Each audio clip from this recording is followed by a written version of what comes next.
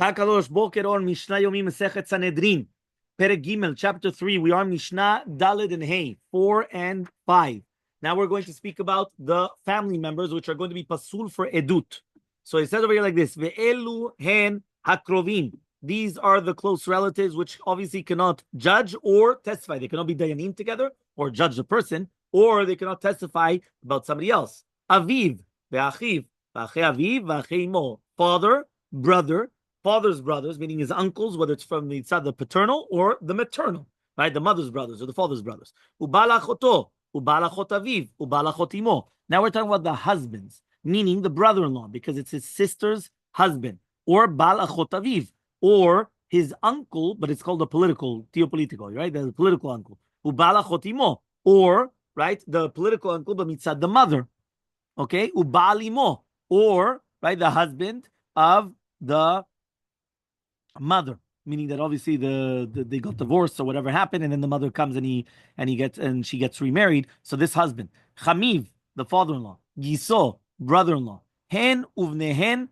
v'chatanehen. Now all these people listed above, doesn't matter whether it's them, their sons, or their son-in-laws, all are restricted within by the prohibition. Meaning all these people are family members. Okay, v'chorgo levado. Now the stepson, which means the son of the wife, he's alone is included, but not anybody else. Not like the son-in-law or the son or because that's already too far. But the stepson himself, it is. So by the way, you have a picture there, right? I don't know if you guys have a picture or not, but there's a picture. You have the subject of the Mishnah. You have father on the top left, mother on the mother's husband on the top right. But remember, it's only men. So therefore, it doesn't say just right. The mother is in a circle, but then you have the mother's husband, and then from there you have the mother's brother, mother's sister's husband. Then you have the maternal brother, cousins. Then on the left side, you have the father, father's brother, father's sister's husband, and you have brother, sister, right? You have the entire chart over there of what we just mentioned. Okay? Amar Rabbi Yosef, says Rabbi Yosef, Zo Mishnat Rabbi Akiva. The Mishnah, right, that we just said now is Rabbi Akiva. Aval Mishnah Rishona, but the earlier Mishnah taught, Dodo uben Dodo, only relatives such as the uncle or the uncle's sons, which are the cousins, right, are going to be included. Okay, so according to this earlier ruling, the restriction applies only to blood relatives, but not to anybody that got married to them.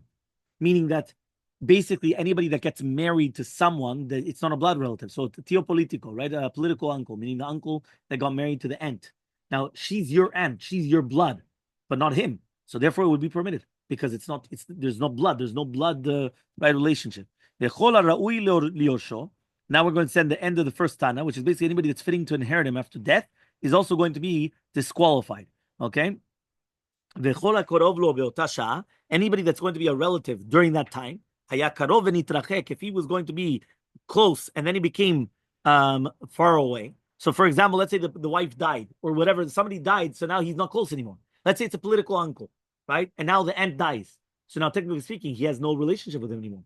Because the person that had the relationship, they passed away, or even divorces. Anyway, you don't have to kill anybody. Even divorces for things that now it's not. Hareze kasher, it's going to be eligible to testify about the event, right? So therefore, if right now at the time of the event he was disqualified, right, and then afterwards, right, he says becomes kosher. Rabbi Yehuda comes and he says afilu meta bito v'yesh lo banim mimena hareze karov. Even if his own daughter died before the event took place, if her husband has children, so then she's still going to be disqualified, right? He's going to be disqualified of testifying because he had the children from, that means let's say a guy has a son-in-law. So the son-in-law is a karov. But let's say the daughter dies, but he still has children from her, right? That means that there was grandchildren. So therefore, he's still going to be disqualified. Mishnah number 5, hey. Ha'ohev v'asoneh, a friend or an enemy.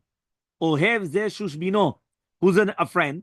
A shushbin, for example. Who's a soneh? Somebody that doesn't come and speak for 3 days. Right?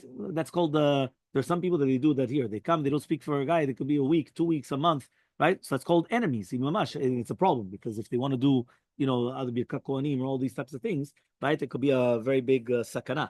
Right? So he says over here, somebody that doesn't speak to somebody else for 3 days, that's called an enemy. Amrulo, they said to him, Lo nechshadu al. He says, what? You really suspect that somebody's going to come and give false testimony out of love or hatred? Therefore, even if it's going to be an enemy or friend, they could testify because, listen, we're not, even if he hates him, we're not going to suspect that he's going to come and he's going to testify falsely. Or if he loves him, we're not going to come. We're not going to suspect that. So according to the Shita, there's no problem, right, of a ohev or a sonnet to come and to testify. Have a wonderful day.